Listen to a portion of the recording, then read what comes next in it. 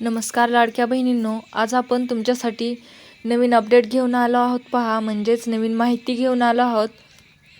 तर व्हिडिओ शेवटपर्यंत नक्कीच पहा। लाडकी बहीण योजना ई-KYC करण्यासाठी शेवटचे काही दिवस उरले आहेत। लवकरात लवकर करून घ्या ई-KYC व शेवटची तारीख किती आहे, म्हणजे तुम्हाला ई-KYC करायला आणखीन किती कालावधी आहे, त्या कालावधीच्या अगोदर तुम्ही ई-KYC करणं हे बंधनकारक आहे पहा, नाहीतर तुमचा जो हप्ता आहे तो बंद होणार आहे।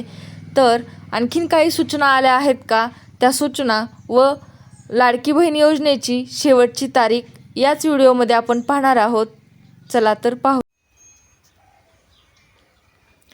लाडकी बहीण ई-KYC करण्याची अंतिम तारीख जाहीर, पहा अन्यथा होईल हे मोठे नुकसान। मुख्यमंत्री माझी लाडकी बहीण योजनेच्या ई-KYC संदर्भात महत्त्वपूर्ण नवीन अपडेट आलेली आहे। योजनेची शेवटची तारीख जाहीर करण्यात आली असून याबाबतची माहिती आदितीताई तटकरे यांनी ट्विट करून दिली आहे पहा।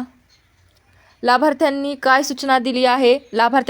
सूचना दिली आहे आणि ई-KYC कधीपर्यंत करणे आवश्यक आहे हे खालीलप्रमाणे समजून घेऊया पहा। तर ई-KYC कशी कराल, तर तुम्ही ई-KYC प्रक्रिया कशी करू शकता, तर तुमच्या मोबाईलद्वारे तुम्ही तुमच्या मोबाईलवरून सुद्धा अधिकृत वेबसाईटवर जाऊन KYC करू शकतात पहा। दुसऱ्या पद्धतीने म्हणजेच सेवा केंद्रातून तुम्ही जवळच्या महा ई सेवा केंद्र किंवा CSC सेंटर किंवा आपले सरकार सेवा केंद्रामध्ये जाऊनही ई-KYC प्रक्रिया पूर्ण करू शकता पहा।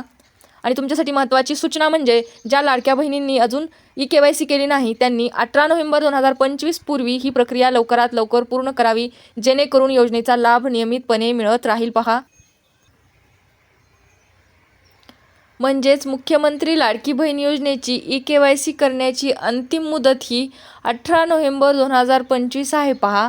ज्या पात्र महिलांनी अजून ई-KYC केलेली नसेल, ज्या भगिनींनी, त्यांनी 18 नोव्हेंबर 2025 पूर्वी ही ई-KYCची प्रक्रिया पूर्ण करायची आहे पहा, नाहीतर तुमचा योजनेचा लाभ मिळण्यासाठी योजनेचा लाभ तुम्हाला मिळणार नाही, हे तुम्हाला बंधनकारकच आहे ई-KYC करणं।